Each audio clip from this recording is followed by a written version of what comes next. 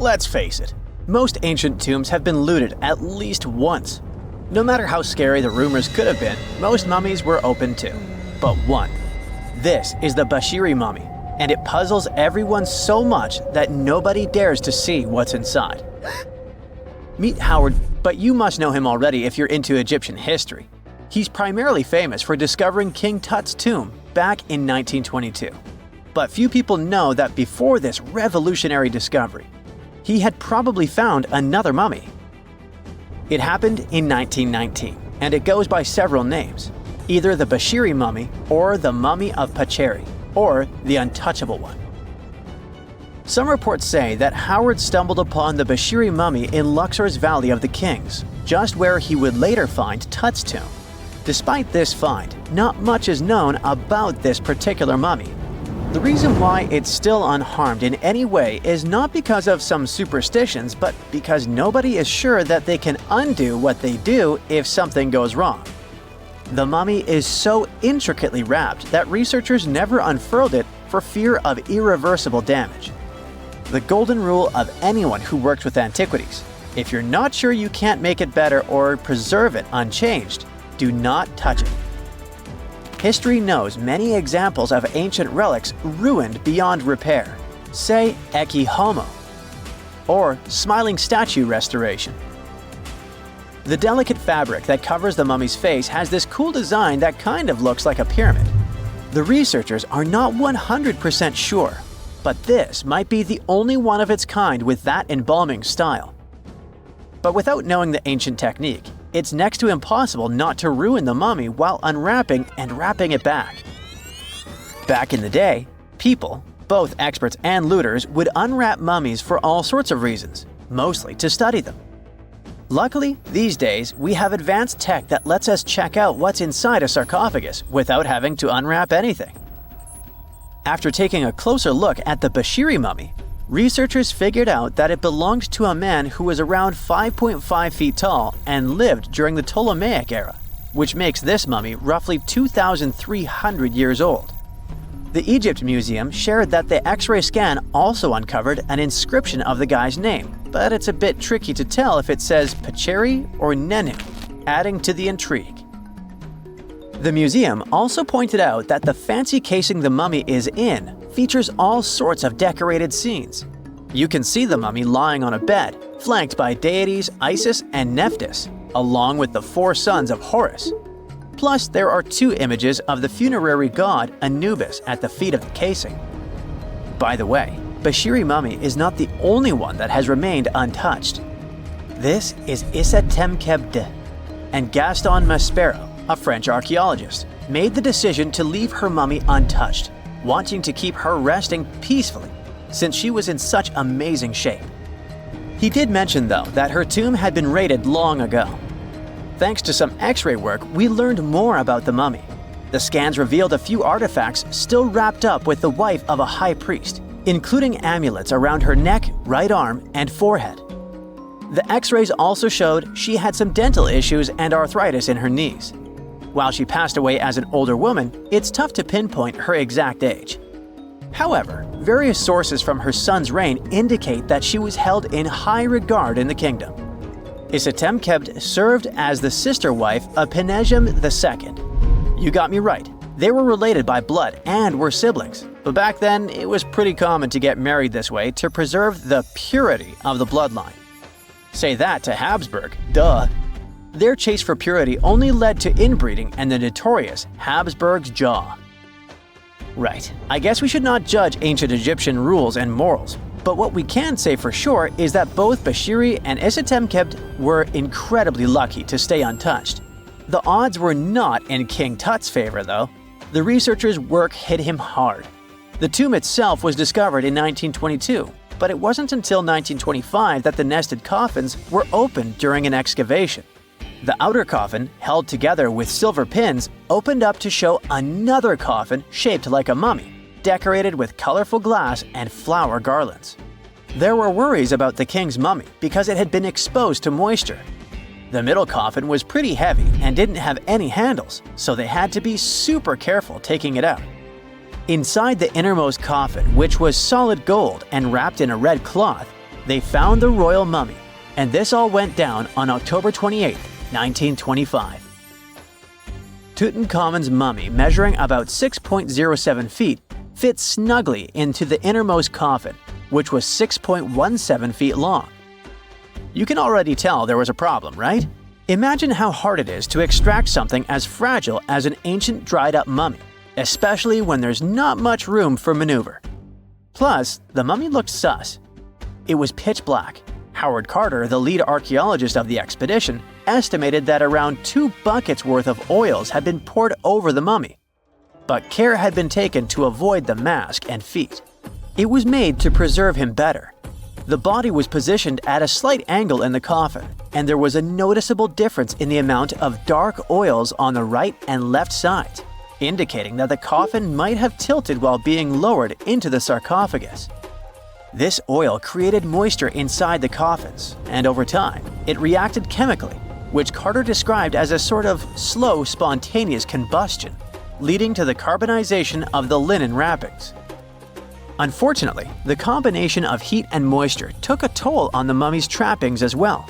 The crook and flail fell apart, the resin scarab cracked, and the threads holding the hands and mummy's bands started to decay, making everything quite fragile. Plus, the oils hardened over the years, effectively gluing the mummy and mask to the coffin's bottom. To try and separate the mummy from the inner and middle coffins, they were placed in the sun for several hours, reaching temperatures of 149 degrees Fahrenheit. Despite this effort, the mummy remained stuck, so the initial examination had to be done right where it was. The first part of Tutankhamun's mummy the researchers checked out was his lower legs and feet, meaning they started the examination from the bottom up. As they peeled back the bandages, they uncovered the first of many treasures wrapped up with the king. They took their time to carefully document and photograph everything they found. The inner layers of bandages were in pretty bad shape, mostly turning to dust, making it tough to figure out how everything was originally wrapped. Still, the overall methods matched what was seen in other nobles' mummies from that time. Lots of folded linen pads were used to shape the torso and thighs. The outer and inner bandages were made from fine linen, while the middle layers were coarser. They had some intricate bandaging around the shoulders and chest with a similar style around the groin. Each limb, along with fingers and toes, which were fitted with gold caps, was wrapped separately. Tutankhamun even wore gold foil sandals on his feet. They hoped to separate the mummy from the coffin by removing the outer bandages, but the resins had stuck the body to the coffin. So, the researchers ended up chiseling it out. To do this, they had to cut the torso in half at the hips and disarticulate the arms to continue unwrapping. Each part was treated with hot paraffin wax for stability, and later the hands and feet were reattached with resin. Finally, they used hot knives to detach the head from the mask. To check the teeth, it was decided to make an incision around the jaw and neck, which was later fixed with resin. So technically, the scientists did all they could to preserve the mummy, but still, in a way, it ended up being damaged beyond repair. What do you think? Should they have left it in the coffin? Or did they do the right thing? Let us know in the comments. They found the tomb of a royal doctor who lived over 4,000 years ago, a man who held pharaohs' lives in his hands. This man knew secrets that only deities and kings were allowed to hear. And yet, when they opened his tomb in 2024, there was no body, just vivid paintings, untouched by time, and cryptic symbols carved into stone. Who was he, and why was he buried with spells linked to a scorpion deity? The tomb was buried deep beneath the sands of Saqqara. The doctor's name was Tete Nebefu.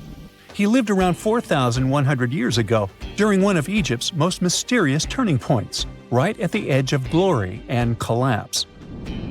These were the final days of Egypt's Old Kingdom. The sun still glinted off freshly built pyramids, but the shadows were already creeping in. The pharaoh, Pepi II, had ruled longer than anyone before him, 90 years.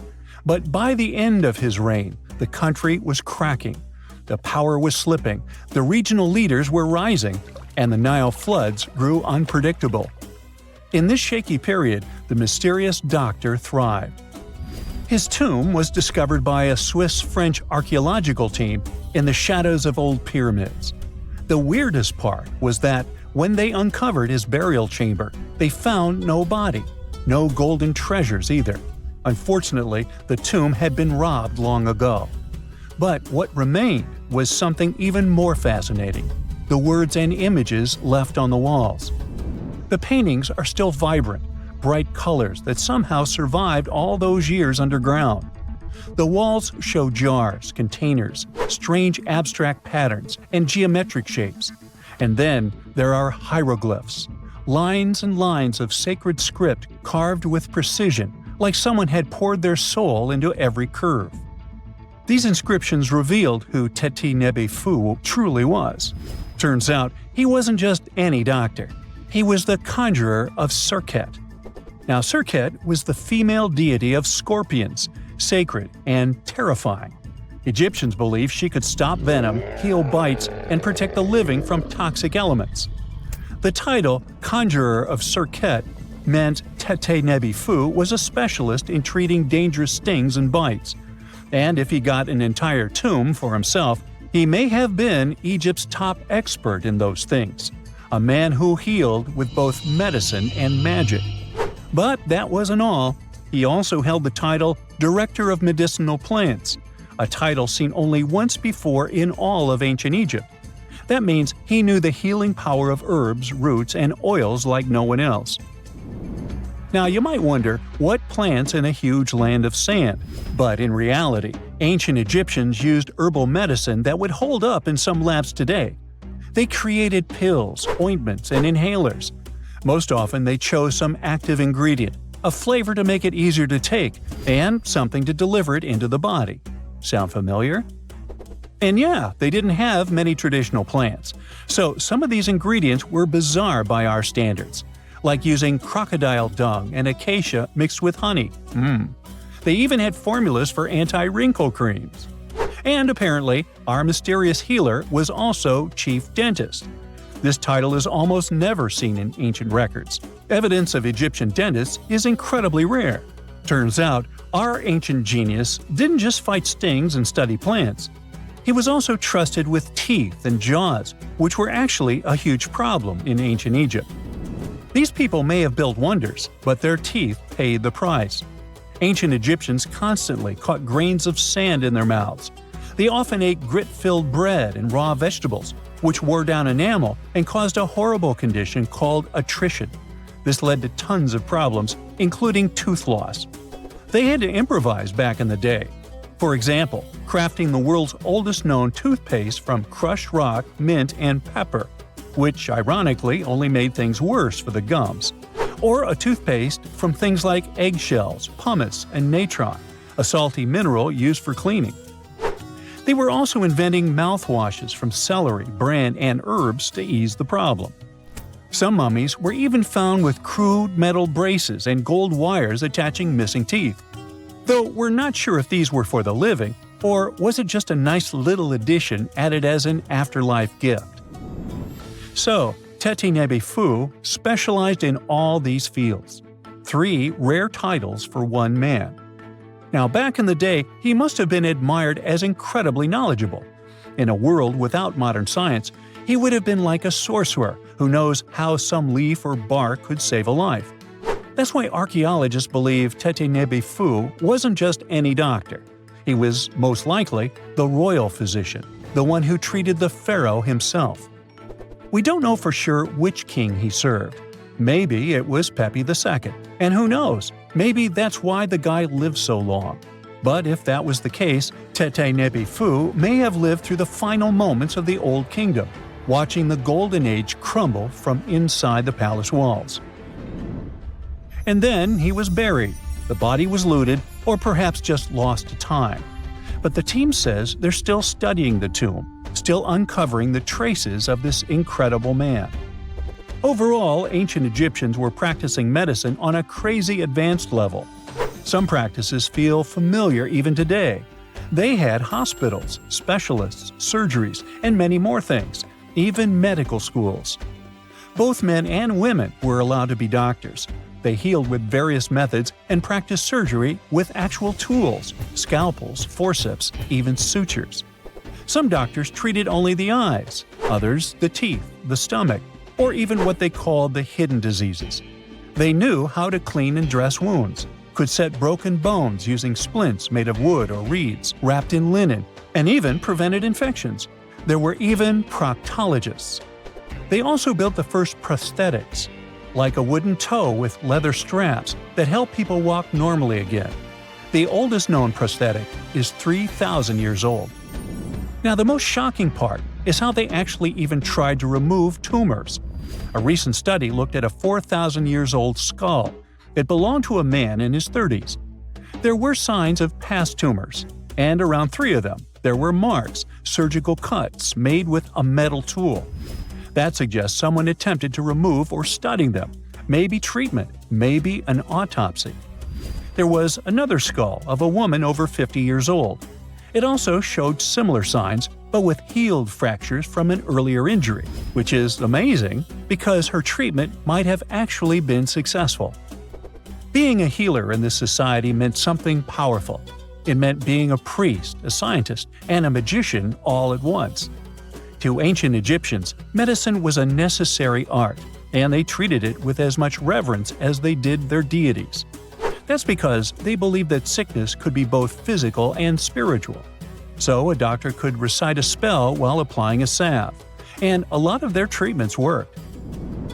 The reputation of doctors in ancient Egypt was so strong that leaders from other parts of the ancient world, like Persia, actually sought them out. Even Homer, the Greek poet, once said the Egyptians were the most skilled healers of all. Of course, their understanding of the human body wasn't perfect. For example, they thought the heart controlled thought and emotion. They also didn't know what the brain really did. But their approach, observe symptoms, diagnose, and treat, well, that's modern medicine. Sure, they prayed over the wound, but they also healed it, didn't they? Their most famous physician was Imhotep. That guy was a true polymath, an architect, priest, and a healer who became so revered he was later worshipped as a deity of medicine. Yep, a human who was so cool they turned him into a deity. He lived 2,000 years before Hippocrates, the so-called father of medicine. And yet, some people joke we should drop the Hippocratic Oath altogether and swear an Imhotepic oath instead. These people weren't just laying the foundations of pyramids, they were laying the foundations of healthcare. Egyptian archaeologists made an extraordinary discovery near Cairo just recently. Drumroll, please. The most ancient and most complete mummy yet discovered in the country. Yes, they were keeping it under wraps. The 4,300-year-old mummy was found in a group of tombs close to the Step Pyramid of Djoser, dating back to the Egyptian Old Kingdom. It was covered in layers of gold. The team also found several other tombs, including one belonging to an ancient Egyptian official and another belonging to a secret keeper who had the power to perform special ceremonies. Another interesting tomb was that of a writer, which featured the largest statues ever found in the area. This vast burial site is also home to more than a dozen pyramids and resting grounds. Probably one of the most famous mummies in the world is that of Hatshepsut. She ruled Egypt like a boss for around 20 years, building all sorts of impressive buildings and creating new trade routes. But when archaeologist Howard Carter found her tomb in the Valley of the Kings, her sarcophagus was empty. However, Carter did find 2 coffins in another tomb, one of which belonged to Hatshepsut's wet nurse and the other to an unknown woman. In 2006, a team of specialists decided to investigate whether that mysterious lady was the queen herself. They found a molar tooth in a wooden box with Hatshepsut's name on it, and when they compared it to a gap in the mummy's mouth, it was a perfect match. Ramses II was a pretty impressive ruler, but it was his mummy that eventually made history. Now, we don't hear too much about his daddy. Okay, I'll stop. Ramses is considered to be the most powerful pharaoh in all of Egypt, as he reigned for a whopping 6 decades. He also lived to be over 90 years old. Now that's pretty amazing, considering the time he lived in. Ramses II supposedly had over 100 offspring too. Talk about a big family. When he passed away, his body was originally buried in the Valley of the Kings, but some sneaky guys tried to rob his tomb of all his treasures. Officials back in the day weren't having any of that though, so they moved his body to a secret location to keep it safe.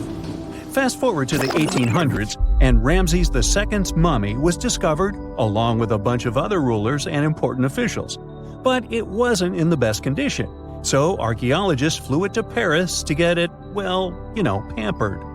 Problem was, he couldn't just be transported into another country. The only solution available was to give Ramses II his own passport. His occupation was listed as king, and the document even featured his photo. Most mummies aren't necessarily known for having the most hydrated skin. But that of an ancient woman, also known as Lady Di, proves otherwise. No, not that Lady Di. This wealthy lady from ancient times was discovered in an ornate tomb in 1971, and she looked fabulous, if we can say so about a mummy. Thanks to the special conditions in her tomb, like the moisture in the environment and the lack of oxygen, her body was almost perfectly preserved. Her skin was soft, her hair was on point, and she was still flexible. The museum that now proudly displays her mummy also shows a ton of fancy items that were buried with her, like dinnerware and musical instruments. Archaeologists investigated the mummy further and discovered that she passed away from a heart attack at around 50 years old. Even though it hasn't been around for over 2,000 years, Lady Di is still making history. The mummy of Otzi the Iceman was discovered in the Alps in 1991. Austrian authorities initially thought he was a modern mountaineer because he was so well preserved. Turns out, he was actually from the Copper Age. He was found in a mountain pass over 10,000 feet above sea level. Through studying his mummy, we've learned so much about life in Copper Age Europe. For example, we know that he was a native of Central Europe and enjoyed eating meat. He also suffered from arthritis, narrowing arteries, and intestinal problems. But he likely used acupuncture and medicinal herbs to treat these conditions. And apparently, he was pretty handy with tools. He sharpened them just days before his untimely demise. Who knows if he was expecting trouble or just getting ready for some routine work. Now, King Tut and his story is most likely the one that made all mummies famous.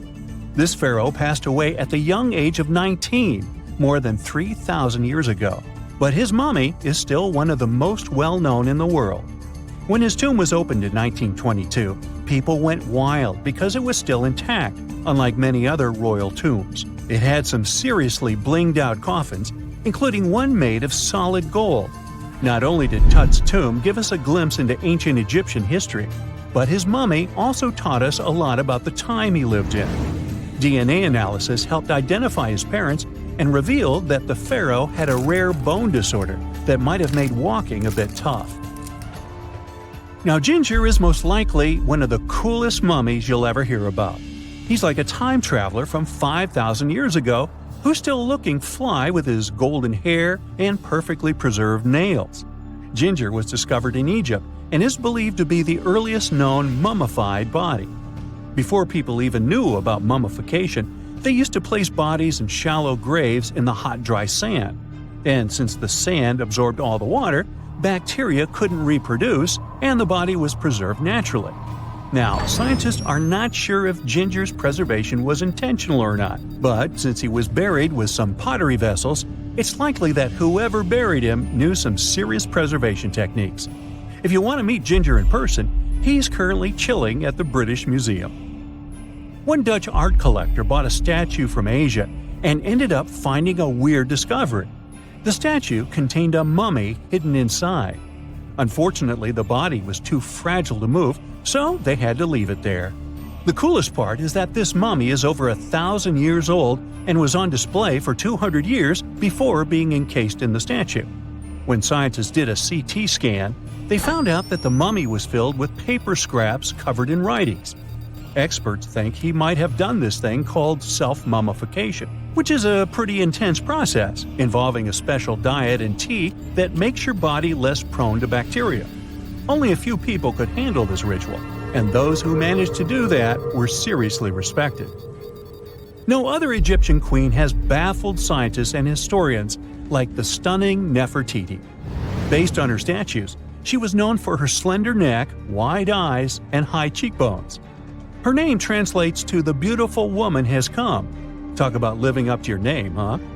Even though she wasn't a pharaoh herself, Nefertiti still managed to leave a lasting impression. Written records suggest that, as a wife and queen, she held an incredibly influential role. Because of her power, she was indeed admired, but she also managed to make quite a lot of enemies throughout her life. She was also related to King Tut, but not biologically. Rather, she was his stepmother.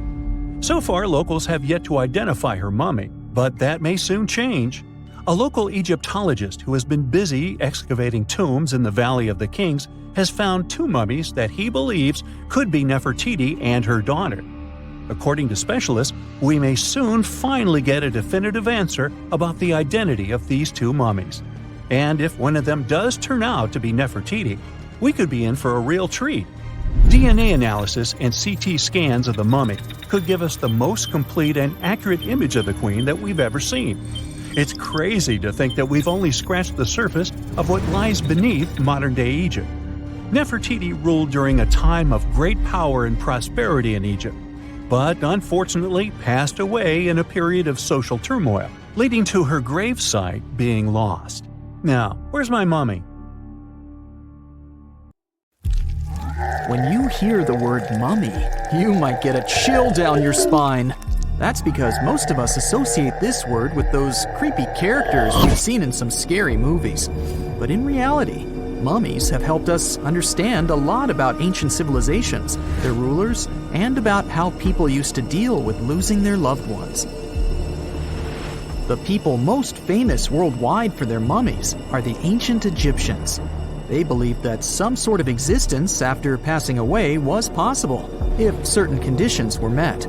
That's why they insisted on preserving the human body through the process of mummification and placing the mummy in a furnished tomb, kind of like giving it a fully functioning apartment of its own. Why did they believe in this? Well, because they were deeply connected to their natural environment for the most part. They saw the natural cycles around them, like how the sun rose every day, followed by the moon, or how new life was always sprouting from plants, even after they had wilted away. They also believed that the powerful spirit Osiris, who represented the cycle of passing away and resurrection, played a role in this process. To prepare for the afterlife, the ancient Egyptians followed certain rituals, like mummification, which involved using materials like honey, resins, and incense to preserve the body. There's no other mummy more popular than that of King Tut. He was a young pharaoh who ruled over 3,000 years ago in Egypt. The problem with discovering ancient royal tombs is that most of such burial sites were previously robbed. People knew ancient rulers had been left with many valuable belongings, so those locations became vulnerable to thieves. When King Tut's tomb was opened in 1922, people were excited because it had not been robbed, like many other previously discovered royal tombs. That's how well hidden it was. Inside, his mummy was encapsulated in a total of 3 coffins, including one made of gold. The objects found in his tomb showed us what ancient Egypt was like, and studying his mummy also helped us learn about the culture and practices popular at the time when he passed away. We also learned about his family by looking at his DNA. Scientists were able to discover that he had had a disease called malaria and a problem with his foot that might have made it hard for him to walk. Ramses II was another pharaoh in Egypt who ruled for 68 years, which was quite a lot back in the day. He was known for his expansion campaigns and building projects. Many objects from his time as a ruler still exist today, including a large statue of him. Ramses II was about 6 feet tall and lived to be about 90 years old. After looking at his mummy, scientists concluded that he may have had a medical condition that affected his spine. Now, remember those thieves I mentioned before? They are probably the reason why Ramses II ended up in a plain coffin in a secret collection of royal mummies at Deir al-Bahari, which was rediscovered in 1881. Thankfully, archaeologists were able to identify him because his journeys had been recorded on his wrappings. The process was really tedious too. In fact, in ancient Egypt, the mummification process could take a staggering 70 days to complete. A special person would say a very specific speech while delicately handling the body and drying it out using a type of salt called natron. They also used linen and resin to make the body look more lifelike and to wrap it in cloth. The tomb was equally as important for ancient Egyptians. The walls of King Tut's tomb, for example, were adorned with intricate artwork that depicted his journey to the afterlife, from his burial procession to his passage through the underworld. The ancient Egyptians believed that everyone made this journey after passing away, and they filled their tombs with items and paintings to help the person in their spiritual travels. Additionally, the walls of the tomb were decorated with spells from a special book, which contained a collection of poems that the Egyptians believed would help people reach the afterlife. And speaking of how important this journey was, people also placed food in these ancient tombs. In King Tut's tomb, archaeologists discovered 36 jars of vintage beverages and 8 baskets of fruit, which were believed to be left there to help him in his journey to the afterlife. The Egyptians believed that traveling to the afterlife took a really long time, so they left a lot of supplies, such as food and water, to sustain their loved ones. Pharaohs also generally had numerous luxurious garments and beautiful jewelry in their tombs to ensure that they would have a fashionable journey. These items included various types of linen clothing, such as tunics, scarves, gloves, and headdresses, as well as a lot of gold jewelry with precious stones, like bracelets, buckles, pendants, necklaces, rings, and even precious depictions of insects for protection. Some were also deposited with fans made from ivory and ostrich feathers to keep them cool in the afterlife. Some ancient rulers were even placed in their forever apartments along with boats. For example, Pharaoh Khufu built the Great Pyramid at Giza as his tomb, and a large ship was found inside. King Tut, however, was buried with multiple boat paddles, but no actual boat.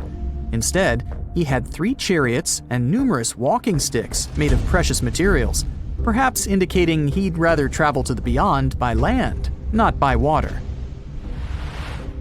Amongst the most interesting objects found near ancient mummies are bottles of oils and perfumes. If rulers were supposed to be fashionable, why not smell nice too, right? Also, some of them had some ancient kinds of board games, most of them made out of precious materials like gold or ivory. One of those games was called Senet. It was very popular amongst the ancient Egyptians and very similar to modern-day chess. The ancient Egyptians may have the most famous mummies out there, but they weren't the first to invent the procedure. In fact, it all started in South America with an ancient civilization named the Chinchorro. As far as we know today, these people were the first to mummify their loved ones that had passed away.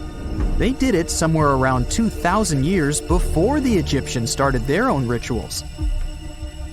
Sure, we can tell a lot about ancient rulers by studying these mummies, but until recently, we had no idea what they really looked like during their lifetime.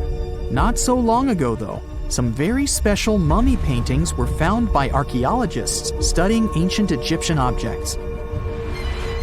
These mummy portraits are highly detailed paintings of individuals that were made while they were still alive. Such paintings were often painted on wood, as opposed to the classical portraits we all know about, which are painted on canvas. They are known for their realism and beauty, and have even been used by researchers to diagnose diseases by comparing them to the corresponding mummies. Some of these portraits also include depictions of jewelry, which was later found on the mummies. The recent discovery of these mummy portraits in Central Egypt is significant, as it marks the first time in over a century that such paintings have been found. Mummies appeared all around the world naturally, too. Mummification can occur without people intervening because of natural conditions, like extremely cold or hot environments, places with a lack of oxygen, or accidental exposure to chemicals that preserve the body. These conditions don't allow bacteria to grow, resulting in the body remaining more or less intact. Famous Otzi was one of these mummies. We know today he was a man who lived around 5,000 years ago in Europe. But upon his discovery in the Alps in 1991, Austrian authorities initially believed that he was a modern mountaineer because of how well preserved the body was. However, after the Iceman was removed from the glacier, it was determined that he was actually from the Copper Age. During the early 1920s, the world was mesmerized by King Tut. A British archaeologist, Howard Carter, discovered the young pharaoh's tomb in Egypt's Valley of the Kings, 1922. But the public wasn't only interested in gold and jewelry. The press wrote about the curse of the pharaohs, but was it true? Was an ancient curse really the reason everyone entering the pyramids lost their lives? At the time, this was the only explanation for a series of unexplained passings. The man present at the opening of King Tut's burial chamber, George Herbert V, Earl of Carnarvon, lived only 5 more months after the discovery. He had also sponsored the dig. In comes Sir Arthur Conan Doyle. You probably know of him, the English writer behind Sherlock Holmes. He claimed that an evil elemental caused the explorer's demise. He must have been joking, right? Unfortunately, no. The newspapers continued to blame the pharaoh's curse after every Egyptologist left this world. These are the scientists who study the ancient cultures of Egypt. The archaeologist who opened King Tutankhamun's tomb passed away full 17 years after the discovery. The reason for it wasn't a secret: Hodgkin's disease. Yet again, journalists around the world wrote of a curse. This was getting ridiculous. But science must have had a rational explanation, right? Well, it did. And that explanation was common mold. Harmful fungi, Aspergillus, can survive for ages in sealed tombs. When humans inhale them, there's a high risk of infection in people who have a weakened immune system. Today, doctors believe this is what happened to the unfortunate explorer more than a century ago. Scientists now know that this type of fungi grows especially well on grain. And King Tut's tomb was full of offerings in the form of baskets full of raw grain and bread. Researchers discovered other varieties of fungi on ancient Egyptian mummies. These molds can easily cause some nasty consequences for humans. The danger of rotting organic material is real. Just look inside your fridge. Any food leftovers you have there start to go off after just 3 to 4 days. You can imagine what happens to food in a sealed chamber after thousands of years. Food is just one kind of organic material. There is also wood. If you expose it to water or even moisture in the air, it starts to deteriorate. You don't have to travel to Egypt to see the effects of this process. Any abandoned building in your neighborhood can serve as an example. When a piece of wood gets wet and has no way of drying out, there is going to be damage. From fungi to wood-boring insects, the list is long. Rotten wood presents a huge structural issue. Beams and floor panels are all made of timber, so you better not go inside a failing building. You can easily lose your footing. But this is just the tip of the iceberg. The building materials since the time of the pharaohs have changed, but so have the dangers. One of the best examples is asbestos. Until the 1970s, most home insulation materials contained this substance. It was in everything, from boilers to soundproofing. This microfiber provided excellent heat insulation. But then, the United States banned asbestos in 1989. The UK did the same a decade later. The reason for it is that asbestos becomes a health hazard when it gets damaged. When humans inhale asbestos fibers, they can get seriously sick. Abandoned strictures are full of this material, and there is no one to maintain them. You see the danger now.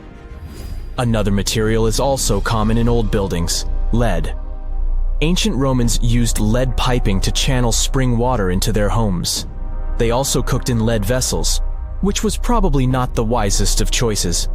You see, lead and water don't go well together because of something called corrosion. But this problem isn't ancient. US officials banned lead piping only in 1986. That means that 7% of American households still have lead service lines. And this is not the only source of poisoning. Until the mid-1960s, builders used lead paint to coat woodwork. In abandoned buildings, this lead coating snapped a long time ago. Anyone who touches doors and windows will disturb this lead dust and inhale it. The dust particles are at least visible to an unaided eye.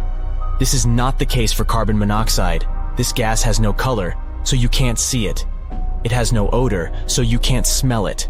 No way to detect a carbon monoxide leak at all. And how does this dangerous gas usually escape? Poor maintenance. Well, abandoned buildings have zero maintenance.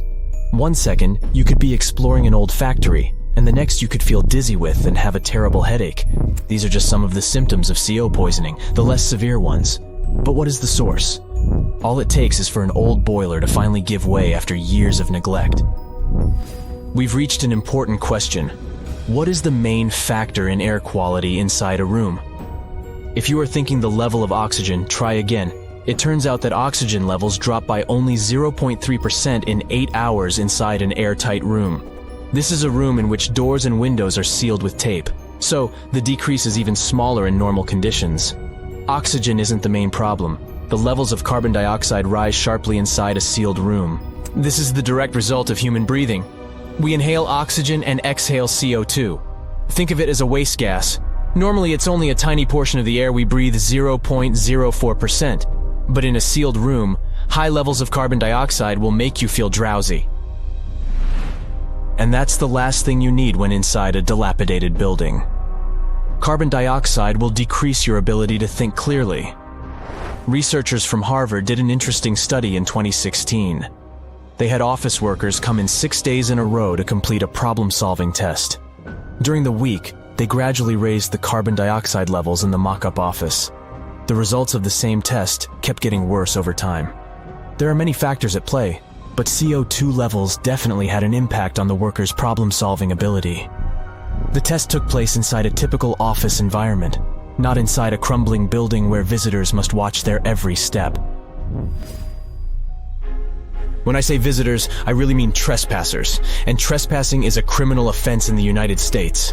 This goes both for private and public property. If you defy the law, you can be fined up to $5,000 or even face lockup time. That should make you think twice before jumping over a fence with a no trespassing sign. But again, you might not be the only one inside. You can never know who else is in the building. Perhaps a person up to no good? It doesn't have to be a person at all. Animals can pose a threat as well. You would be startled if you saw a rat, for example. But the poor animal would be scared as well. It might bite you. The list of diseases rats carry is pretty long. But rodents' teeth can cause other forms of damage. They grow constantly, so the animal has to constantly nibble on something to stop them from overgrowing. If you ever felt peckish at 1 a.m., you know the feeling. Electric cables are high on the rodents' menu. Abandoned buildings have plenty of those. Old wiring is dangerous on its own. Structures erected before 1984 often used wires made out of aluminum. Today, copper is the standard because an aluminum wire is 55 times more likely to catch on fire than a copper one. Flipping a switch in a rundown building can cost you your life. Be on alert for telltale signs that something is wrong. Lights that flicker, sparks from sockets, and the smell of smoke. And yeah, don't count on an earth cable to protect you from electrocution. Ground cables became standard only in the 1960s. Miles and miles of yellow sand, treeless mountain ridges, and scorching hot sun over your head. And suddenly, something you'd never expect to come across in a barren desert. A small group of overexcited people. They're as happy as you would be if you'd won a lottery. They've just found an ancient tomb, once flooded with its walls in bad shape. But the stuff they discovered inside proves that this is the burial site of one of Egypt's most mysterious pharaohs. Historians have been hunting for his tomb for years, but no one expected it to hide ancient treasures. Fast forward. After careful examination of the site, Egyptian officials have announced the discovery of the tomb of King Thutmose II. It's the last missing tomb from Egypt's 18th dynasty. And this is also the first royal tomb found since King Tutankhamun's was discovered in 1922, in more than 100 years. A team of Egyptian and British archaeologists found the tomb in the Theban Mountains area, west of Luxor, near the famous Valley of the Kings. Before this, the site was only known as Tomb C4, but during their excavation, the team found clear evidence proving it belonged to King Thutmose II. Archaeologists actually found the entrance and main tunnel leading to the tomb in 2022. But at first, They thought it belonged to a queen because it was near the graves of Thutmose III's wives. It was also close to Queen Hatshepsut's tomb. Originally, it was prepared for her when she was just a royal wife, but everything changed when she became pharaoh. But we'll talk about this twist of fate a little later. But soon they realized that their discovery was much more significant. They found alabaster jars with Thutmose II's name and the words "deceased king" written on them. That's when they realized that the tomb was actually his final resting place. Sadly, Thutmose II's tomb has seen better days. According to the head of Egypt's antiquities sector and the leader of the Egyptian excavation team, the tomb suffered major damage from ancient floods not long after the pharaoh's death. Water swept through the burial chamber, likely destroying or displacing many of the original artifacts. Much of what had been once inside the tomb was moved elsewhere in an attempt to salvage it. The researchers found out that the tomb had a basic design, with an entrance, a sloping main corridor, and a burial chamber. The corridor was coated in white plaster and rose about 4.5 feet above the floor of the burial chamber. A large staircase and a very large descending corridor of the tomb indicated its grandeur. It took the team a long time to navigate through, though, as the tomb was blocked by flood debris and collapsed ceilings. Only after crawling through a 32-foot passageway with a small 16-inch gap at the top, the worst nightmare for those of us with claustrophobia, were they able to reach the burial chamber. There, they were in for another surprise. They cleared the debris, expecting to find the crushed remains of a burial beneath. But the tomb turned out to be completely empty, and it was not due to robbery. It had been deliberately emptied. The researchers soon realized that the tomb had been flooded since it had been built underneath a waterfall. It happened just a few years after the king's burial, so the contents of the tomb were moved to another location. That's why there was a second corridor in the tomb. It was most likely made to help remove King Thutmose II's body from his flooded tomb. Despite the damage, the excavation team made some really exciting discoveries. They found traces of mortar decorated with blue inscriptions, yellow stars, and fragments from the Book of Amduat, one of the most significant funerary texts in ancient Egypt. The book was meant to guide the deceased through the underworld, ensuring a safe journey to the afterlife. Now, how about we sneak a peek at ancient Egypt's 18th dynasty? It was all about conquering lands, expanding the empire, and building jaw-dropping monuments. Some of the biggest names from that era, Thutmose I and Thutmose III, both legendary warrior kings who left their mark in history. Thutmose I was a fierce fighter who led major military campaigns, pushing Egypt's border further south than ever before, all the way to the fourth cataract of the Nile.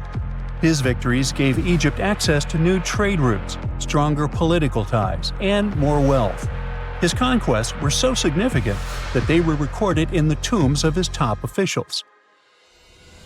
Thutmose III, sometimes called Thutmose the Great, took things even further.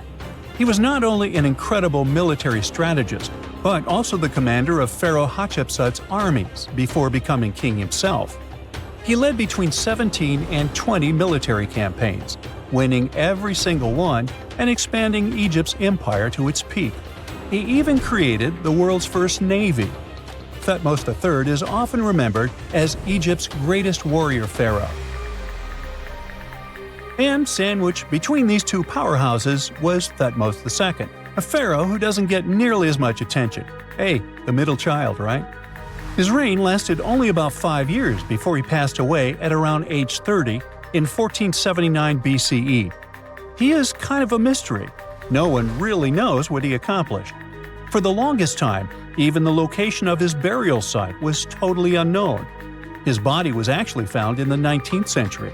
It was just lying around in the mortuary temple of Deir el-Bahari, in a secret chamber where priests used to hide royal mummies centuries after their original tombs were looted by grave robbers. In other words, Thutmose II's body must have been moved from his original resting place at some point in history to protect it. During his lifetime, Thutmose II made at least one major impact on Egyptian history. He married his half-sister Hatshepsut, That might not sound like a big deal, but it helped her become Egypt's greatest female pharaoh after he passed. The catch? She kept her stepson, Thutmose III, off the throne for decades. When he finally took power, he erased her name from history out of spite. And still, Hatshepsut is one of Egypt's greatest pharaohs, no matter if you're talking about a man or a woman. She brought a lot of wealth and art to Egypt. She led a big trading trip to a place called Punt, where she brought back things like gold, ebony, and incense. She also made sure her name lasted by building amazing structures that we can still see today. At Karnak, she added huge obelisks. One of them is still standing tall. She also was the one to build the Temple of Dir al-Bahre with its countless columns. She was buried there. Interestingly, Hatshepsut was often shown in art as a man with muscles and a beard, like how pharaohs were usually depicted. But she made sure there was always something in the artwork that reminded people she was a woman, like calling herself Daughter of Re or His Majesty herself. When she passed away in 1458 BCE, Egypt wouldn't have a female ruler as powerful as her until Cleopatra, about 1400 years later. According to Egypt's Supreme Council of Antiquities Secretary General, isn't that a mouthful? Hatshepsut's name actually appears in Thutmose II's tomb, meaning she might have even handled his burial. As for their final resting places, well, Hatshepsut was buried in the Valley of the Kings, and Thutmose II's mummy is now in the National Museum of Egyptian Civilization, alongside other ancient Egyptian rulers. It gives visitors a rare chance to see the remains of a nearly forgotten pharaoh. Now, experts consider the discovery of his tomb to be one of the most significant in recent years. The artifacts found there add important details to our understanding of the history of the region and Thutmose II's rule. And even though the tomb's design is fairly simple and follows the same architectural style preferred by later Egyptian rulers, its historical importance is undeniable. In any case, the mission isn't over yet. Archaeologists are now focusing on solving another mystery. Where did the rest of the tomb's contents end up? The team is determined to continue their search. Who knows what other secrets they will uncover that have remained hidden beneath the sands for thousands of years. Most people know that pyramids were built as grand tombs for the pharaohs, designed to ensure they had a smooth journey to the afterlife. The Great Pyramid of Giza, for instance, was constructed for the pharaoh Khufu. But what most people don't know is that this whole pyramid building trend started right here with the step pyramid of Djoser about 4,700 years ago. This massive structure was built for Pharaoh Djoser, a ruler from Egypt's 3rd dynasty. It rises 7 layers high above the ground and stands about 200 feet tall. We think of it today as a phenomenal architectural project, but for ancient Egyptians, the step pyramid of Djoser turned out to be more like a massive experiment, a trial run, if you will, to perfect their building skills before they moved on to even more ambitious pyramids. Reaching new heights is super exciting, but the real mystery is what is going on below the ground. In this pyramid's underground labyrinth, there is a network of tunnels stretching about 3.5 miles long, and some researchers believe these tunnels might have been part of a sophisticated water system that could completely change what we think about pyramid construction. Let's talk about this massive complex located in Saqqara. Surrounding the pyramid, there's what's known as a dry moat, a continuous trench that is up to 164 feet wide and almost 2 miles long. It forms a sort of rectangular shape around the pyramid. This trench has an average depth of about 65 feet. Now, if you were to add up all the earth and rock they dug out to create this moat, it would be about 10 times the volume of the step pyramid itself. For the longest time, people just assumed this trench was nothing more than a huge quarry, a place where they dug up stone and clay to build the step pyramid. Makes sense, right? But when you take a closer look, it doesn't add up. The trench is too narrow and deep to be practical for mining, and its layout doesn't match anything we know about ancient Egyptian quarrying methods. Plus, some sections of the trench are actually covered with a rocky ceiling, which would have made it nearly impossible to use as a quarry. Another theory suggests that the dry moat had some kind of spiritual significance. Maybe it was a sacred place, where souls of nobles gathered to serve the late king in the afterlife. There are even niches in the walls that work as a hint at this spiritual function. But most researchers believe that this purpose likely developed much later, long after the complex was built for Djoser. So, what was the moat really designed for? In 2020, a researcher came up with a pretty intriguing idea. It is possible that this trench was actually designed to collect and manage water, especially after heavy rainfalls. Now, that makes sense when you consider the location. The moat sits in an area that could easily have been flooded by runoff water from nearby plains. This could also explain why the trench wasn't used for new graves until much later when the climate became drier and less prone to flooding.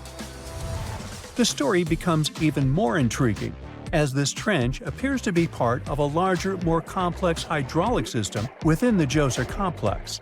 It is like the trench has several compartments, carefully carved out of the rock and connected by tunnels. These compartments likely served as a part of a water treatment system, where water would flow from one compartment to the next, getting cleaner as it moved along. Now, here is where things start to tie into the pyramid itself. The Djoser complex has a series of underground shafts, and some researchers think that water from the moat's deep trench might have been used to power a hydraulic lift system, and this giant water-powered elevator could have been used to raise the heavy stones needed to build the pyramid. It worked like a volcano, but instead of lava, water did the heavy lifting. Imagine a big deep hole in the ground at the center of the pyramid site. Inside this hole, there was a huge wooden platform, kind of like a giant raft that could move up and down. When the workers wanted to lift a heavy stone, they would fill the hole with water. As the water rose, the wooden platform started to float up, carrying the stone with it, almost like a giant water-powered elevator. When the stone reached the right height, the workers slid it off the platform and onto the pyramid. The idea is that water from the deep trench, after being cleaned and filtered, would flow into these shafts. A massive float, possibly made of wood, would then rise as the water filled the shaft, lifting the stones up to where they were needed for construction.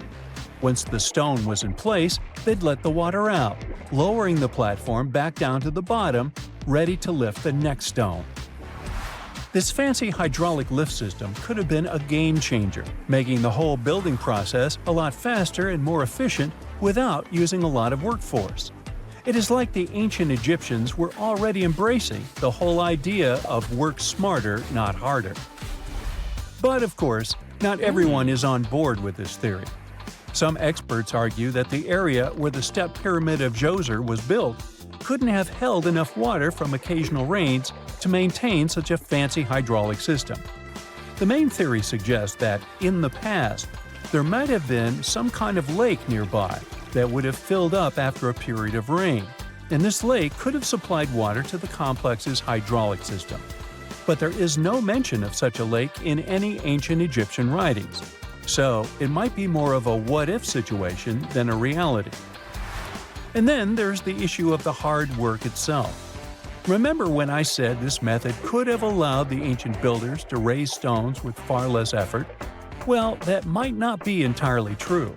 According to some experts, just building this hydraulic device would have required a lot more heavy work than simply moving the stone blocks using good old-fashioned manpower. And let's not forget, the step pyramid of Djoser is like a baby pyramid compared to those that came later. The stones used for Djoser's pyramid weighed, on average, about 660 pounds each, which is nothing compared to the more than 2.5-ton blocks used later for the pyramid of Chephren. If this cool water lift theory gets completely ruled out, we still need to explain how this pyramid was built in the first place. To answer that, we need to rewind a bit and talk about the original plans. See, before Djoser's tomb became a pyramid, the idea was to construct a simple mastaba. This type of tomb was pretty common in earlier periods, a flat-roofed, rectangular structure with sloping sides. But after the original mastaba was finished, they decided to expand it a bit by adding more layers on top. And then they added even more layers, until the construction reached 6 distinctive steps, each one smaller than the previous. And they probably did all this by raising those heavy stones using ramps, not a water-powered elevator. There is still so much we don't know about the Step Pyramid of Djoser. More research is definitely needed to fully understand how this system worked, or if it even existed at all. But the idea of using water to help build the pyramid adds a whole new layer to our understanding of ancient Egyptian engineering. It's a powerful reminder of just how clever and resourceful those builders were, using the natural landscape and the power of water to create one of the most iconic monuments in history. We know that the ancient Egyptians were talented enough to build something as grand as the pyramids, but were they also smart enough to measure the speed of light? There's a theory circulating online that says exactly that. If you look at these two numbers, you'll see that they match completely. The first one is the speed of light in a vacuum measured in meters, and the second one is the latitude of the Great Pyramid of Giza. So, was it done on purpose, or is it just a coincidence? Well, happily, we can tell you that it's actually just a coincidence, not another conspiracy thingy. The Great Pyramid is just one of the many places in the world that share the same latitude. And more importantly, even if the ancient Egyptians had somehow measured the speed of light and chosen to keep it a secret from the rest of the world, they wouldn't have used meters to put it down. Meters were only defined at the end of the 18th century. The builders of the pyramids used a different unit of measure called cubits. 1 cubit is equal to 1.5 feet. Cubit was based on the length of the arm from the elbow to the tip of the middle finger, and it became popular in the ancient world. So if they wanted to impress the rest of the world and set the pyramids at a point that matched the speed of light in cubits, they would have to build their iconic constructions somewhere in Europe. And then the Danish astronomer who first measured the speed of light in 1676 would have been really upset to know that someone had done it centuries before him. So, although they were ahead of their time in many aspects, the ancient Egyptians never measured the speed of light or used longitude and latitude to map their locations. The base of the Great Pyramid of Giza might seem like a perfect square, but it's actually an 8-sided structure, not 4-sided. Each of its 4 sides has a subtle concave indentation that splits it evenly from base to tip. The official version is that a British pilot was the first to notice it in 1940 while flying over the pyramid. He took a photograph that showed shadows highlighting these indentations. Some people think these lines are only visible from above and can best be seen at dawn and dusk during the spring and autumn equinoxes. This has led to a freaky theory that the ancient Egyptians might have designed the pyramids to communicate with something looking at them from above. Now, the Great Pyramid is one of only 3 pyramids that used to have a swivel door. It weighed around 20 tons, but they could still easily open it from the inside. Its precise fit made it nearly invisible from the outside, with no visible latch or handle. There were only slight variations in the exterior stone that gave out an opening. The other 2 pyramids with similar doors belonged to Khufu's father and grandfather. The Great Pyramid also has a hidden void at least 100 feet long that was only found in 2017. We still don't know what lies within the space, what purpose it served, or if it is the only space of its kind. Researchers used the same tech to see through cathedral walls, Mayan pyramids, and even volcanoes. It depends on a natural shower of subatomic particles called muons. They pass more easily through empty space than through solid materials. So if they arrange multiple muon detectors around a structure, scientists can map out its solid and empty areas. A team of scientists placed muon detectors inside the Great Pyramid and allowed them to gather data for months. Scientists have analyzed samples of the mortar used to build the pyramids many times. Although we know its composition, modern technology still can't replicate it. The mortar is mostly made from processed gypsum, but it wasn't used like the cement we use for bricks today. Instead, they used it to support the joints between the massive stones as they were set in place. The estimated amount they needed to construct the Great Pyramid was around 500,000 tons of mortar. The gypsum mortar is stronger than the stones themselves and has held up for thousands of years. Now, all four sides of the Great Pyramid are aligned with the cardinal points – north, south, east, and west. According to geologist and engineer Glenn Dash, the alignment is accurate to within 4 minutes of arc, or 1/15th of a degree. The architects managed to achieve this without modern tools like drones, blueprints, or computers. Many researchers try to explain this construction miracle. Maybe they used the pole star or the sun's shadow. Dash recently proposed a new, simpler idea. The Egyptians might have used the autumnal equinox to align the pyramids. It happens twice a year when the Earth's equator passes through the center of the sun's disk, making day and night nearly equal in length. To test his theory, Dash conducted an experiment on the 22nd of September 2016, the first day of the fall equinox. He used a special rod the Egyptians had to cast a shadow and tracked its tip at regular intervals, forming a smooth curve. By connecting 2 points of the curve with a taut string, he created an almost perfect east-west line. Dash noted that on the equinox, the shadow's tip runs in a straight line, nearly perfectly east-west, and with a slight counterclockwise error. There's a similar error in the pyramids. Although his experiment was conducted in Connecticut, Dash believes that the same method would work in Egypt. All the ancient Egyptians needed was a clear, sunny day. They could determine the fall equinox by counting 91 days from the summer solstice. But they left us few clues, and no engineering documents or architectural plans have been found that explain their methods. So they might have mapped shadows, but it's not definite. Now, scientists have long wondered how heavy stone blocks were carried to the pyramid sites, and they might finally have an answer. A research team from the University of North Carolina, Wilmington, has discovered that 31 pyramids are likely to have been built along a long-lost ancient branch of the River Nile. It's now hidden under desert and farmland. For many years, archaeologists have thought that ancient Egyptians must have used a nearby waterway to transport materials, equipment, people, and whatever else they needed to build the pyramids on the river. But up until now, they weren't certain of the location, shape, size, or proximity of this waterway to the site of the pyramids. The group of researchers used radar satellite imagery, historical maps, geophysical surveys, and sediment coring to map the river branch. They believe it was buried by a major drought and sandstorms thousands of years ago. The team managed to go below the sand surface and get images of some hidden features thanks to radar technology. They found hidden rivers and ancient structures running at the foothills of where most of the ancient Egyptian pyramids lie. The discovery of this extinct river branch helps explain the high pyramid density between Giza and Lisht, in what is now an inhospitable area of the Sahara Desert.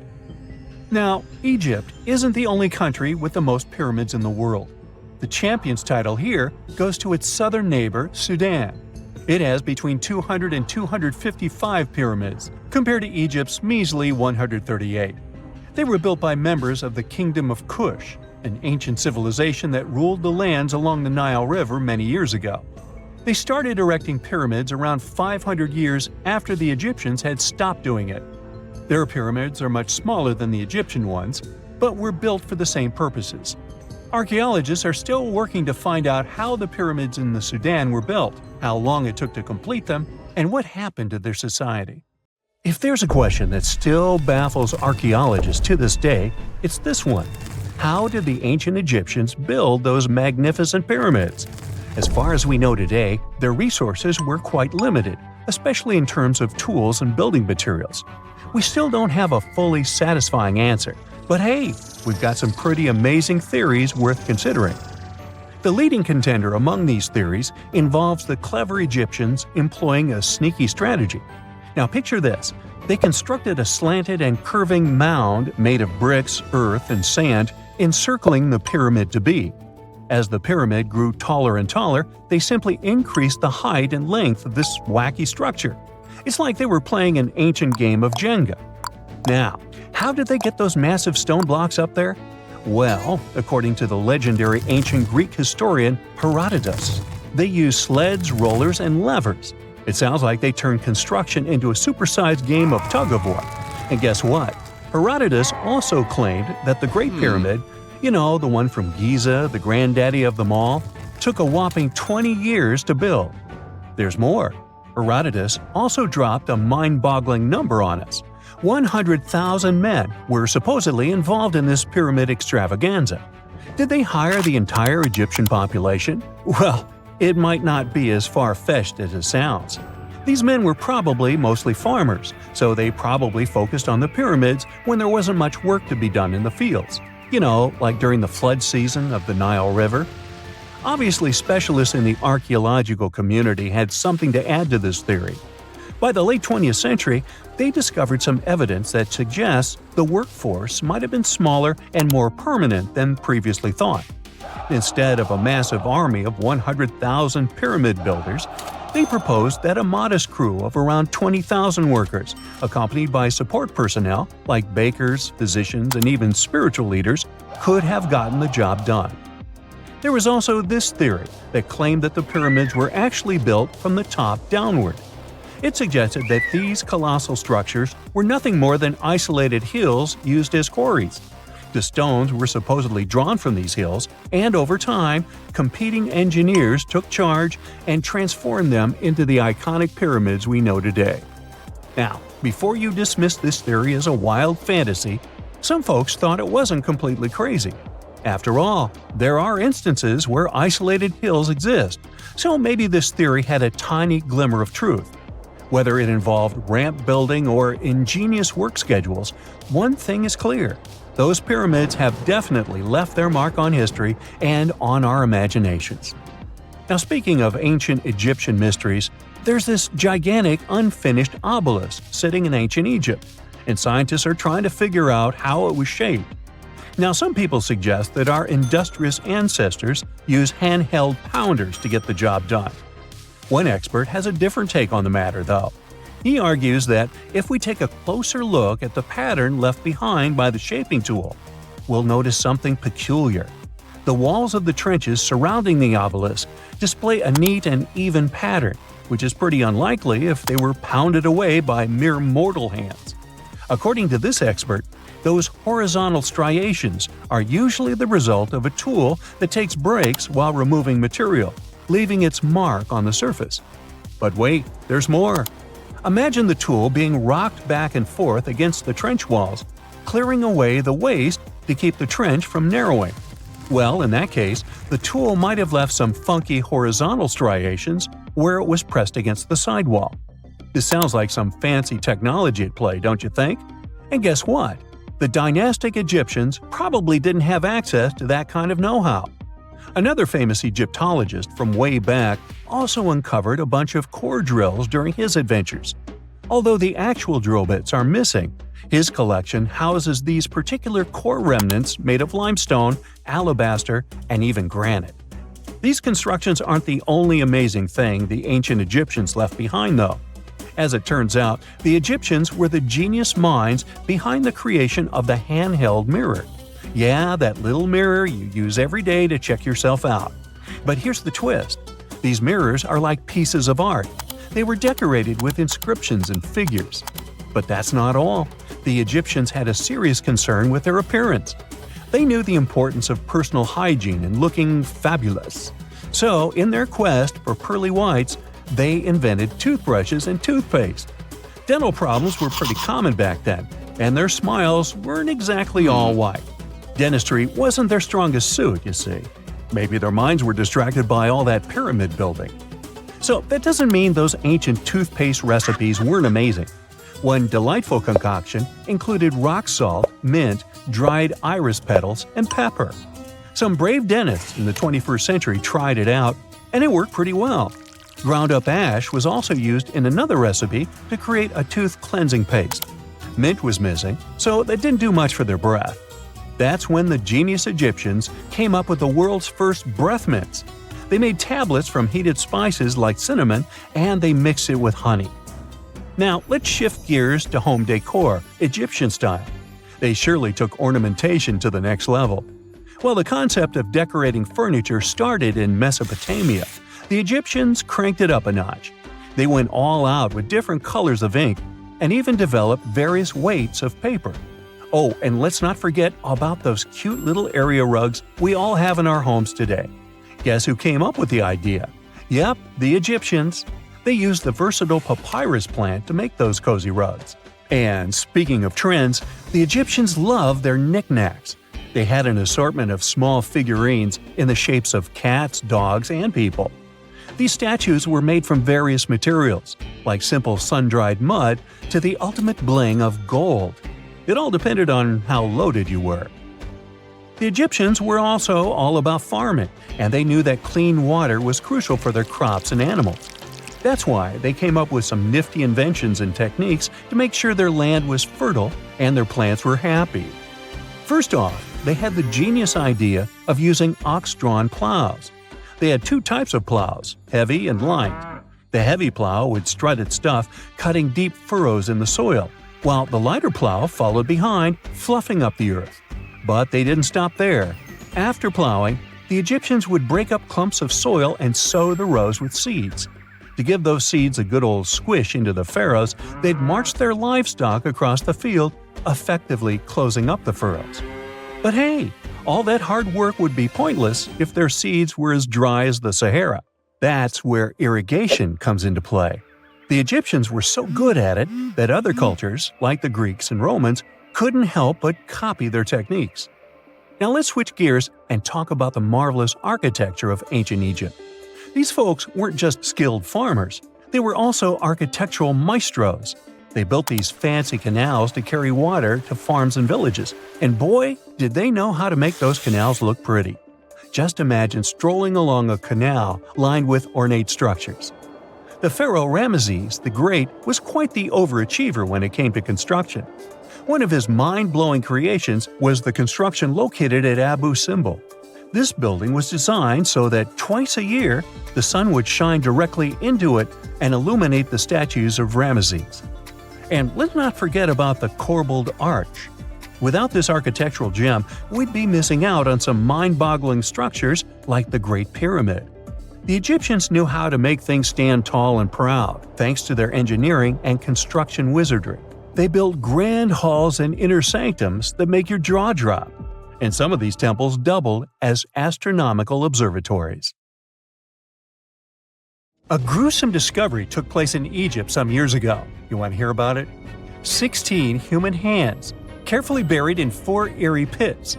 They didn't look too much like human hands at first, since they were abnormally large, but they were. Weirdly, there were only right hands. No left hands were in sight. It turned out that it points to the practice of an ancient dark ritual. Old Egyptian art and tales talked of a ceremony where warriors would present the right hand of their adversaries as proof of victory and ask for gold in return. Egyptians believed in the afterlife, so cutting off someone's hand meant you cut off their power eternally. Guaranteeing this type of defeat was interesting to the winning party. Here, the fight was between Egyptians versus Hyksos, who lived in what was once known as Canaan. Egypt has always been the center of some history-changing findings, and some time ago, this papyrus was found. If we stretched it open, it would be just a tad bigger than the height of a skyscraper. The world's tiniest skyscraper, which is located in Wichita Falls, Texas. When humans didn't write on their notes app, they wrote on this thing, made from the medulla of a papyrus plant. Around 2,000 years ago, ancient Egyptians wrote something reminiscent of a book where they describe most of their funerary traditions and their visions of the afterlife. It's considered one of the most important texts from ancient Egypt and is still sold in bookstores to this day. This ancient manuscript was unearthed from a chamber located just south of the Pyramid of Djoser, located in Saqqara. Oh yes, Djoser is the oldest pyramid in Egypt and not the Giza pyramids like most people think. So recently, the site of Saqqara buzzed with excited archaeologists who probably found one of Egypt's oldest complete mummies. They believe that this beautiful and well-preserved mummy was that of a wealthy man. He was discovered in a deep shaft, covered in layers of gold leaves. There are many symbols that show he was an important and wealthy man, like the band he wore on his head, the bracelet on his chest, and the fact that he was embalmed with a tunic, which was reserved for Egypt's finest. The most exciting part of the entire discovery was finding the resting place sealed with mortar, just as the ancient Egyptians had left it 4,300 years ago. Now this may sound weird, but back in 2008, archaeologists discovered a missing pyramid. Now it went missing because it deteriorated over the span of 4,000 years. Today, you can only see its base. It was a pretty important site back in ancient times. It is said that around the area of the pyramid, the ancients hosted a special type of ceremony where high priests would carry mummified remains of sacred bulls. Now here's a fun fact. Ancient Egyptians believed that Apis bulls were earthly incarnations of the city deity of Memphis and was connected to rites of fertility. It wasn't just any Apis bull, though. They needed to be all black, with a single white mark between its horns and a bunch of very specific characteristics. They were selected by the local priests and honored until they passed away. After that, they were mummified and buried in underground galleries. Meanwhile, this missing pyramid sort of disappeared around the 1800s. It was a German archaeologist who first found it in the village of Saqqara. He called it the Headless Pyramid when he first found it. But then, years after the official discovery, the desert sand came along and covered the whole thing. There were some excavations between the 19th and 20th centuries, but they weren't too systematic. That's why scientists were so thrilled when they dug an entire pyramid's base after removing the 25-foot mound of sand that was covering it. Oh, and it turns out American archaeologists are excavating a cemetery in Egypt that could contain over 1 million mummified bodies. So far, archaeologists have dug around 1,700 mummies. One of the main differences from other classic Egyptian mummies is that these people weren't kings and pharaohs. They were commoners that most likely lived about 1,500 years ago, when Egypt was controlled by the Roman and Byzantine empires. The name of the cemetery is cool, though, the Way of the Water Buffalo, just in case you want to check it out on your next trip. Other than bulls and buffaloes, ancient Egyptians also liked baboons. Are you seeing a pattern here? In the beginning of the 20th century, archaeologists discovered a site filled with mummified baboons in a place called, guess what? The Valley of Monkeys. An animal wouldn't have been mummified if it wasn't considered important. Certain animals were more important than others, since they were linked to specific deities. Jackals were connected to Anubis, the ancient god of the afterlife, and cats were likened to the female deity Bastet. Baboons were a pretty big deal, since they were believed to be connected to Thoth, the deity of wisdom and advisor to Ra, one of Egypt's supreme deities. The archaeologists who studied these animals weren't too happy. They think these baboons were kept inside and were deprived of sunlight for most of their lives. They had extreme vitamin D deficiencies and they were poorly fed. Maybe Thoth got angry with these baboon keepers. Just a guess. Since there's never a boring day for archaeologists in Egypt, they also found human mummies with golden tongues. Since Egyptians were all about the afterlife, they believed that golden tongues might help a person speak once they pass to the other side. I mean, it's a long shot, but hey, why not? Some of these mummies were placed in wooden coffins with goods, such as necklaces, pottery, golden artifacts in the shape of lotus flowers and scarab beetles, and iPhones. Just kidding. A new temple was also unearthed recently in Egypt. Scientists believe it was dedicated to honor Zeus Cassios. That deity would be a cross between Zeus, the almighty Greek deity of the sky, and Mount Cassios. While digging around the Sinai Peninsula in Egypt, archaeologists spotted 2 pink granite columns poking out of the ground, and bingo. They believe these columns represented the temple's front gate and collapsed during an earthquake many years ago. And speaking of deities, there weren't only super serious deities. Recently, scientists unearthed a golden ring in a city south of Cairo. No, Frodo, it's not magical. It was a normal gold ring, but it had the depiction of the deity of fun, officially named Bes.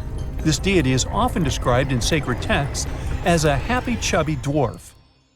Today, many tattoos we get are sorta deprived of any sense and are made of aesthetic purposes only. In ancient Egypt, though, women would get tattoos as a token of protection for childbirth. That's what scientists think, at least. Around the Nile region, scientists found some mummies that had well-preserved tattoos, which is a rarity since the skin deteriorates so easily. 2 of these women tattooed their lower backs, and the drawings were simple. They were mostly pictures, including that same chubby dwarf we just talked about, Bes. He also had a side hustle as the protector of women during childbirth. Now, would you believe me if I told you ancient Egyptians invented robots? No? Well, that's because that's not entirely true. Sure, they were astronomers, mathematicians, and engineers, and somehow they also squeezed an eccentric invention into that package – an automated deity some scientists called Hathor. This wooden statue had been in the Metropolitan Museum of Art for years before someone noticed its secret. With the help of an X-ray machine, specialists discovered a mechanical operating system inside it. The pulley-like axis goes from the statue's shoulder to her left leg. When the system rotates, the statue raises and lowers her hand. Hey, pick me! I got my hand up here. Secant, cosine, tangent, sine, 3.14159. Yeah, that was the cheer we heard coming from the trigonometry club back in the day. For the rest of us in math class, terms such as sine, tangent, and pi were just bewildering. Who invented these and why? Was their only purpose to make it harder for students? Well, not quite. Trigonometry was invented by the ancient Egyptians.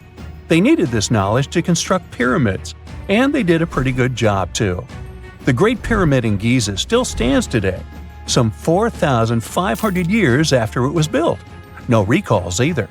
So let's get out of that classroom and on a journey through time to reveal the secrets behind the ancient Egyptians' precision. Here you are, standing on the Great Pyramid's construction site, some 9 miles from Cairo. Well, the city still isn't there, as you're surrounded only by the desert and teams of construction workers.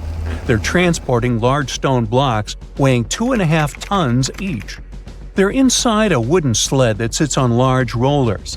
A crew of 8 men rolls these blocks along the ground. You immediately think of the rollers on a supermarket cash register. The principle is exactly the same, but the scale is greater, much greater. Scientists estimate that the Egyptians used 2.3 million such blocks in the Great Pyramid alone. And the block in front of you is one of the lighter ones. The heaviest of them weighed up to 15 tons.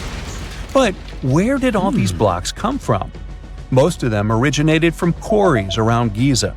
It's not that impressive, you think, but wait until you hear how ancient engineers transported the granite used in construction over 500 miles to the pyramid. There were no railways or highways back then, but the mighty Nile was always there. Researchers even believe that the Egyptians dug a canal to connect the Nile directly to the pyramid's construction site. All they had to do then was to wait for the flood season to begin, and voila! The rising water levels floated the heavy stone blocks for them. But how did they lift the enormous stones on dry land to stack them up to the top? Did they use oversized cranes? Well, ancient Egyptians worked around this problem, literally speaking. One of the workers is now pointing to the giant ramp going around the pyramid they're building. This is how a mountain road zigzags its way to the top. If the ramp went directly to the top of the pyramid, then workers couldn't pull the stone blocks along it. It would be too steep. Scientists have calculated that 8% could be the maximum incline. So ancient Egyptians just extended the ramp around the pyramid. Again, these are all theories, as the ramp could have been inside the pyramid, as some researchers suggest. The exact building method is still a mystery, guarded by the Sphinx. That's its real name, right? Wrong. As the Great Sphinx is just the statue's alias. You know, the name writers take when they want to hide their true identity, or a singer's stage name. The Sphinx's real name, translated from Egyptian, means Horus in the horizon. That was the name for the Egyptian deity of the sky. The trail of mystery doesn't end there. As a man walks past you with a bucket of paint, he's going to add a touch of color to the Great Sphinx. Researchers found specks of this red color next to its ear. That was some strong paint, as it survived for thousands of years. You are now standing straight in front of the Sphinx. You look up. It's very tall, right? 66 feet to be precise. Now resist the urge to take a selfie. You can do it. Now you notice something else. It looks like the Sphinx is in the center of a giant triangle in the back. That's one side of the Great Pyramid. And no, your eyes are not playing tricks on you. The Sphinx really does sit in the center of the pyramid's lateral face. Here's where math comes in handy. A pyramid has 4 sides, called lateral faces. There's also a fifth face, the base, but that's not visible. It's, wait for it, face down. The Sphinx has one last mystery to reveal: its age. Scientists agree that Pharaoh Khafre built the Sphinx. He ruled after his father, who had built a great pyramid nearby. So both structures were finished around the same time. Let's talk about numbers again. You've heard of Cleopatra, the Egyptian princess described as a woman of great beauty. Hello? She saw the pyramids, but she lived closer to the time of the first iPhone than the time of the people who built the pyramids. Fascinating, right? You can see thousands of people around you. They're working hard to build the pharaoh's tomb. But how many of them are there exactly? One Greek philosopher estimated there were as many as 100,000 workers. Seems like an okay number for such an enormous structure, but it can't be true. Science simply can't back up this number. Egyptologists put the total number of workers at 30,000. And yes, Indiana Jones was one of them, at least on the big screen, but he showed up late. Egyptologists know a lot about the pyramids, but not everything. Not because they don't want to, but because they haven't yet dug up enough evidence. They can only guess how the building process went. First, engineers would arrive to choose the right spot and do the necessary measurements. That's why they needed all that complicated math. Then, it's time for sourcing the material, the large stone blocks I mentioned earlier. When boats deliver them to the site of the future pyramid, workers can finally do their thing. They operated in smaller groups, but there were at least 2,000 of them chiseling and carving away at any given time. Sounds like a typical construction site today? Well, that's because it is, just thousands of years ago. It's amazing what ancient Egyptians were able to achieve with just copper and stone tools. The pyramid is now complete in front of you. But is it the same pyramid we see today? Why is this structure shining bright in the desert sun? Isn't it supposed to be a dusty yellow color? Well, no. Human activity and the elements have completely stripped the outer layer of stones over time. Expert craftspeople polished these blocks using nothing but stone and sand. The end result was a smooth and shiny rock. On the day it was completed, the Great Pyramid of Giza was a perfect triangle of light. Its polished sides acted like giant mirrors, reflecting the powerful Egyptian sun. This is the point where you should put your glasses on, and that shiny thing you see at the pyramid's very top is actually gold. The capstone at the top of the pyramid is called a pyramidion. It was covered in sheets of gold. As you can guess, these were the first stones to disappear. Let's make another stop before we get you back to your classroom. We travel to the British Isles, and no, Stonehenge isn't our destination. It is Newgrange in County Meath. Scientists estimate that the ancient peoples of Ireland built this stone monument around the year 3200 BCE. This makes it older than both Stonehenge and the Great Pyramid in Giza. The function of the circular mound in Newgrange is the same as the one of the Great Pyramid and equally mysterious. The estimated amount of loose stone present in the valley is over 220,000 tons. And it's not just randomly thrown on a pile. The order in which the stones are set makes the structure water-resistant. That would explain how Newgrange had survived for so long. Kinda makes you want to splash out the cash for that waterproof phone case, huh? Well, you're back in your school desk, but today's math lecture is the last thing on your mind. You're thinking about how great the Egyptian pyramids are, and if we have something similar today. It turns out modern engineers are just as impressed with the Great Pyramid as you are. There's a glass pyramid sitting in the main courtyard of the famous Louvre Museum in Paris. The panorama of San Francisco wouldn't be complete without the 48-story Transamerica Pyramid. But Las Vegas went the furthest. There we find the Luxor Hotel. It's so big that it's the third largest pyramid on the planet. And guess what's in front of it? Yup, a replica of the Sphinx. It's 110 feet tall, 2 stories higher than the one in Giza. Yeah, everything's bigger in Vegas.